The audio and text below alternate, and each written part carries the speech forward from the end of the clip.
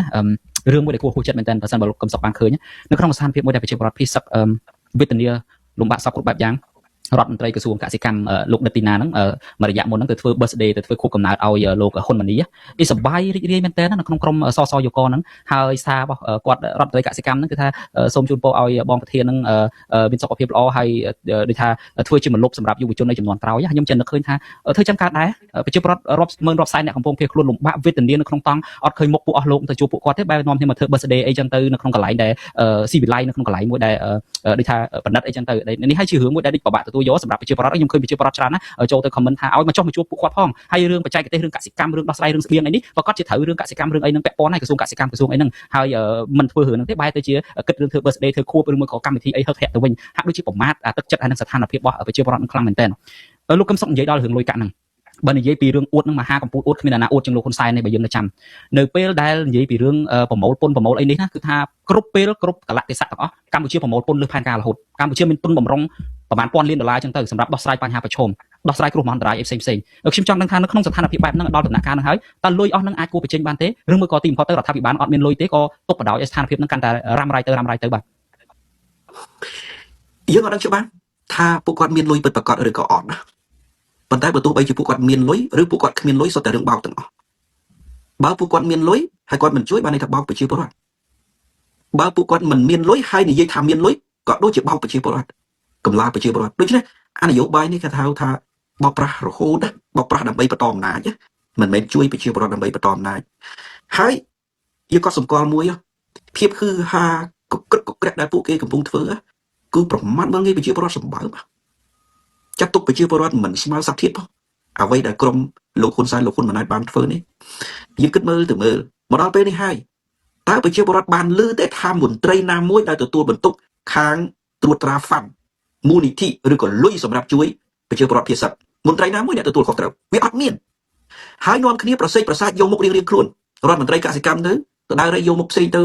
ហ៊ុនម៉ាណីទៅដើររៃយកមុខផ្សេងទៅហ៊ុនម៉ាណែតនាយករដ្ឋមន្ត្រីនឹងយកមុខម្លាយទៅហ៊ុនសែនយកមុខម្លាយធ្វើដល់អគ្គភ័ពភាកងទ័ពអីណានឹងទៅគឺរៃរៀងខ្លួនដល់ពេលរៃរៀងខ្លួនយកមកចាយរៀងខ្លួននោះមានតែដល់ប្រជាពលរដ្ឋណាដូចជាបោកប្រជាពលរដ្ឋបន្តទៀតអាហ្នឹងមួយទៅមែនតើទៅពេលប្រជាពលរដ្ឋកំពុងតែរងគ្រោះហើយពួកគេយកអតិថិភាពរងគ្រោះរបស់ប្រជាពលរដ្ឋហ្នឹងទៅរៃលុយថែមទៀតប៉ុន្តែអាលុយហ្នឹងមិនបានដល់ប្រជាពលរដ្ឋទេពួកគេយកជប់លៀងពួកគេយកចូលរ៉ាអូខេពួកគេយកទៅសបាយតាមតែពួកគេចង់ធ្វើហ្នឹងបើសិនជាពួកគេបានទឹកជាតិមកដល់ពេលនេះយើងស្គាល់មុខបាត់ទៅហើយថាបុគ្គលមួយណាទទួលបន្ទុកខាងចែកហ្វាន់ចែកមូលនិធិដល់ប្រជាពលរដ្ឋវាអត់មានហើយប្រសិនបើពួកគេគិតជាតិណាយើងគិតមើលទៅមើលអុកញ៉ាប្រហែលនេះអុកញ៉ា1300នាក់ណាប្រសិនបើអុកញ៉ាម្នាក់ជួយតែ1លានណាក៏1300លានដុល្លារដែរហើយបើ1300លានដុល្លារប្រជាពលរដ្ឋប្រហែល50ម៉ឺននាក់តែភាគសឹកក្នុងម្នាក់បានយ៉ាងតិច20000ដុល្លារជាងណាភាគសឹកក្នុងម្នាក់បានយ៉ាងតិច20000ដុល្លារជាងណាបាទថាប្រសិនបើពួកគេមិនជួយដល់1លានដុល្លារចុះម្នាក់ជួយតែត្រឹម50ម៉ឺនដុល្លារទៅក៏ប្រជាពលរដ្ឋភាគសឹកម្នាក់បានហ្វាន់ពីអុកញ៉ាហ្នឹងរហូតដល់ជាង10000ដុល្លារដែរអញ្ចឹងពួកគាត់អាចរស់បានពួកគាត់អាចយកទៅធ្វើមុខរបរអ្វីផ្សេងក្នុងស្ថានភាពជាក់ស្ដែងបច្ចុប្បន្ននេះដើម្បីចិញ្ចឹមជីវភាពមើលថែទាំឪពុកម្ដាយចាស់កូនចៅរបស់ពួកគាត់ប៉ុន្តែរដ្ឋាភិបាលក្រុងគ្រូសាហូតអត់មានបង្ហាញអីទេអត់មានបង្ហាញឡើយឃើញតែអុកញ៉ាមិនមែនអត់ទេប៉ុន្តែទៅចែកអំណោយកប៉ិកកប៉ុកតាមរបៀបពួកអុកញ៉ានោះទៅរួចឲ្យក្រុមគ្រួសារហ៊ុនទៅចែកអំណោយកប៉ិកកប៉ុកតាមរបៀបក្រុមគ្រួសារហ៊ុនទៅវាអត់មានប្រព័ន្ធជួយពលរដ្ឋណាវាមានតែប្រព័ន្ធបោកប្រាស់ប្រជាពលរដ្ឋយកមុខហើយកាលណាប្រព័ន្ធបោកប្រាស់ប្រជាពលរដ្ឋយកមុខចឹងវាប្រសិទ្ធប្រសាទវាអត់បានជាការអីទេបានត្រឹមតែក្នុងក្តាំងលើ Facebook ហ្នឹងចែក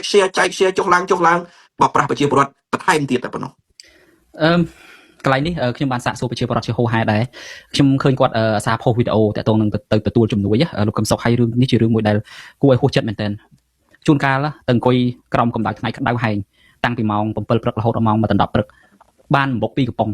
ទឹកសុបមកដល់5លីត្រអីចឹងទៅហើយដល់ពេលហើយទៅអាហ្នឹងវាមិនម្ដងទៀតមិនមែនបោះរដ្ឋទៀតបោះឯកជនបន្ល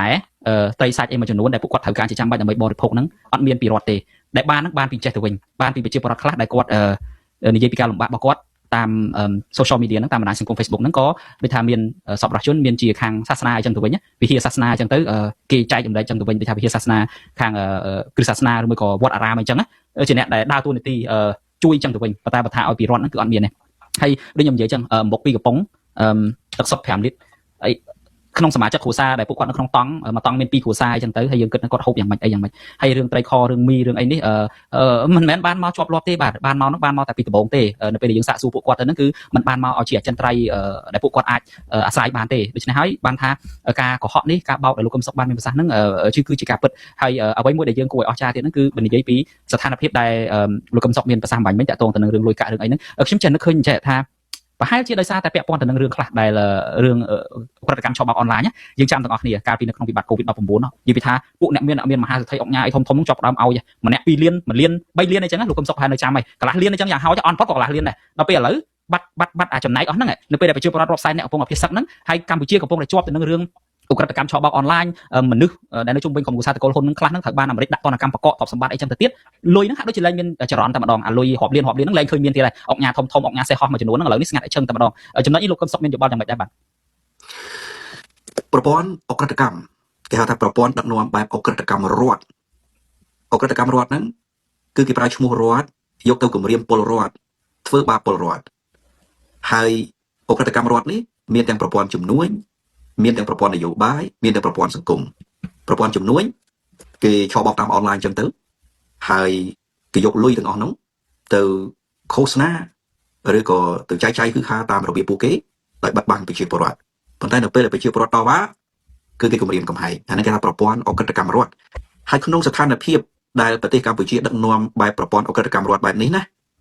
បងប្អូនមិនអាចរស់បានទេរស់មិនបានឡើយគឺរស់ដោយវេទនារស់ដោយយថាកម្មរស់តាមបែបធម្មជាតិពីព្រោះអាប្រព័ន្ធហ្នឹងមិនបានជួយប្រជាពលរដ្ឋឲ្យបានដិតដល់ទេ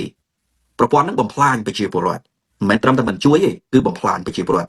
ក្នុងរង្វង់សេដ្ឋកិច្ចរបស់ពួកគេគឺសេដ្ឋកិច្ចក្រុមគ្រួសារមិនមែនសេដ្ឋកិច្ចដូចកុម្មុយនីសបើកុម្មុយនីសគេហៅថាសេដ្ឋកិច្ចរដ្ឋប៉ុន្តែពួកនេះមិនមែនទេសេដ្ឋកិច្ចគ្រួសារតែម្ដងមនុស្សប្រមាណអ្នកនោះអញ្ចឹងវាចម្រើនទៅដល់មនុស្សប្រមាណអ្នកនោះដល់ទៅពេលមានការវាយលុកពីសហគមន៍អន្តរជាតិអាមនុស្សប្រមាណអ្នកនោះគេក៏កំពុងតែប្រឈមនឹងហិរញ្ញវត្ថុដូច្នេះក៏អត់មានហិរញ្ញវត្ថុសម្រាប់ចែកចាយក្តុំក្តាំងអីទៀតដែរ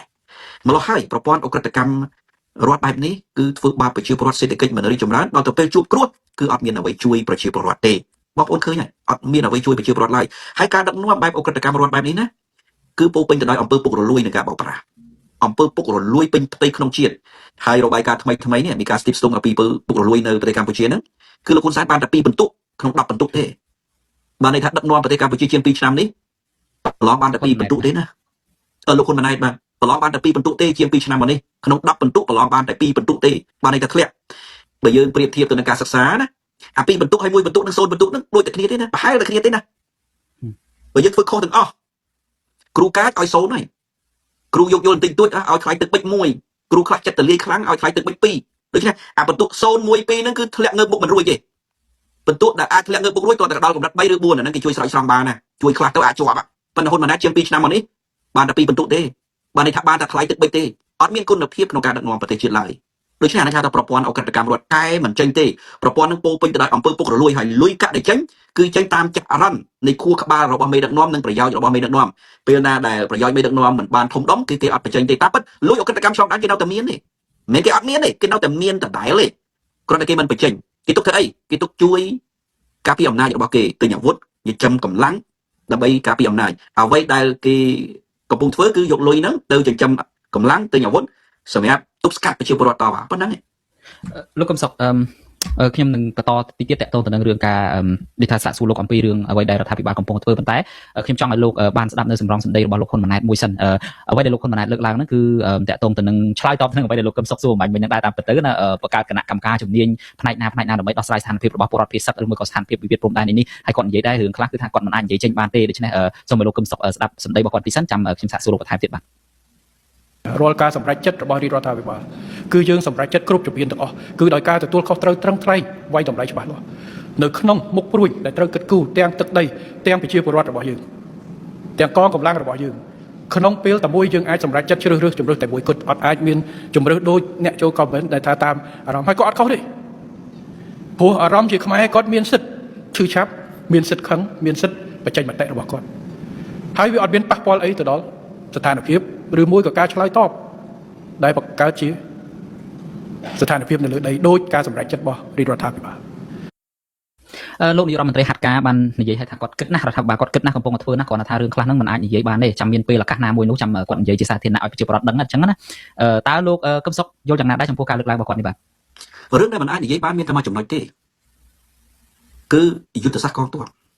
ចលនាកងទ័ពរបៀបណាអាវុធលាក់ដោយវិធីណាត្រូវត្រៀមវាយអ្នកឈ្លានពានវិញដោយរបៀបម៉េចរឿងដែលលាក់គឺមួយចំណុចហ្នឹងទេក៏ប៉ុន្តែ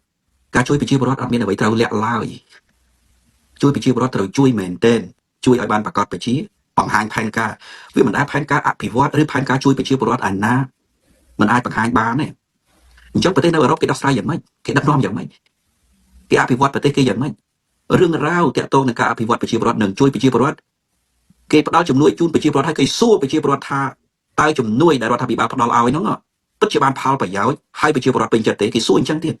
មិនលាក់បាំងទេការឆ្លើយលាក់បាំងវាគ្រាន់តែជាល្បិចកលបោកប្រាស់ប្រជាពលរដ្ឋបន្ថែមទេយូរទៅស្អីក៏លាក់បាំងដែររកជំនួយមូលនិធិជូនប្រជាពលរដ្ឋក៏ជារឿងលាក់បាំងអញ្ចឹងបើលាក់បាំងទៅតាក់ទងនឹង UNHCR យ៉ាងម៉េចខាងជនភៀសខ្លួនខាងជំនួយអន្តរជាតិអង្គការសហប្រជាជាតិបើលាក់បាំងទៅជួយប្រជាពលរដ្ឋយ៉ាងម៉េច លោកកឹមសុខហេតុអីបានគាត់ត្រូវលាក់បាំងសុំការចាប់អារម្មណ៍របស់លោកត្រង់ហ្នឹងតិចហេតុអីបានគាត់ត្រូវលាក់បាំងពីព្រោះរឿងប្រជាពលរដ្ឋជួបទុក្ខលំបាកហ្នឹងនៅពេញហ្នឹងហើយហ្នឹងលោកកឹមសុខយល់ថាគាត់ព្យាយាមលាក់បាំងហ្នឹងហេតុអីដែរបាទមិនមែនជារឿងលាក់បាំងទេជារឿងដែលមិនជួយឬក៏គ្មានសមត្ថភាពជួយតែម្ដងអញ្ចឹងហើយគាត់យកពាក្យថាมันអាចបញ្ចេញมันអាចបង្ហាញជាសាធារណៈជូនប្រជាពលរដ្ឋអានោះបោកតែប៉ុន្តែរឿងនេះមិនមែនជារឿងដែលត្រូវលាក់បាំងទេគឺរឿងដែលគាត់គ្មានសមត្ថភាពជួយយកពាក្យថាបញ្ហាខ្លះมันអាចបញ្ចេញជាសាធារណៈបានបើបញ្ចេញជាសាធារណៈមិនបានមានន័យថាមិនបានបង្ហាញនៅគម្រោងជួយប្រជាពលរដ្ឋដែរអាហ្នឹងការពិតគឺអញ្ចឹងអត់មានគម្រោងជួយប្រជាពលរដ្ឋឯណាត្រូវលាក់បាំងទេនៅលើពិភពលោកនេះប្រទេសណាក៏ដោយមានតែបញ្ហាសន្តិសុខជាតិមួយគត់ដែលគេត្រូវលាក់បាំងសេដ្ឋកិច្ចពាណិជ្ជកម្មជំនួយប្រជាពលរដ្ឋអភិវឌ្ឍមូលដ្ឋានសិទ្ធិសេរីភាពសិទ្ធិមនុស្សហើយនឹងយុត្តិធម៌សង្គមរឿងទាំងអស់ហ្នឹងវាស្ថិតនៅលើបន្ទាត់ច្បាប់ស្ថិតនៅលើយន្តការអនុវត្តហើយមិនត្រឹមតែមិនលាក់បាំងទេត្រូវបង្ហាញឲ្យទូលំទូលាយដើម្បីឲ្យមានការជឿជាក់និងទុកចិត្តរកការចូលរួមឲ្យបានច្រើនទៅទៀតប្រសិនបើលោកហ៊ុនម៉ាណែតថាអារឿងនោះជារឿងលាក់បាំងអញ្ចឹងទៅតាក់ទាញសង្គមស៊ីវិលឲ្យមកជួយមិនទៅតាក់ទាញអង្គការសហប្រជាជាតិឲ្យមកជួយមិនទៅតាក់ទាញប្រទេសជាមិត្តឲ្យគេផ្ដល់ជំនួយយ៉ាងម៉េចជួយដល់ប្រជាពលរដ្ឋបើលាក់បាំងអញ្ចឹងមានន័យថាលោកហ៊ុនម៉ាណែតហាត់ខាមមិនទាន់បានដល់កម្រិតទេនេះបាន2បន្ទុកដែរលោកកឹមសុខលោកមានសម្បាញ់ហ្នឹងរឿង2បន្ទុកគ្នា2បន្ទុកហ្នឹងគឺស្មើ0ណាពួកខ្ញុំធ្លាប់ធ្វើគ្រូខ្ញុំដឹង2បន្ទុកហើយនឹង0ហ្នឹងប្រហែលតែគ្នាទេ2បន្ទុក1បន្ទុកនឹង0ពី0ដល់2ហ្នឹងគឺធ្លាក់នៅពុកមិនរួចដូចគ្នាធ្លាក់កែអត់បានចង់បញ្ជាក់ថាធ្លាក់កែមិនកើតក្រៅតែពីដេញចេញពីថ្នាក់ទៅឬក៏មិនឲ្យជាប់ឡើងថ្នាក់ប៉ុន្តែក្នុងនយោបាយអប់រំគេមិនដេញចេញពីថ្នាក់ណាបានន័យថាមិនឲ្យឡើងថ្នាក់បើ3បន្ទុក4បន្ទុកអាហ្នឹងនៅកែបានជួយខ្លះអីខ្លះអាចដល់5ដល់6បន្ទុកបានប៉ុន្តែពី0ដល់2ហើយពិបាកកែហើយបាទលោកកឹមសុខអ្វីដែលយើងសង្កេតឃើញទៀតនៅក្នុងសន្ទរកថារបស់គាត់និយាយទៅកាន់សិស្សនិទេស A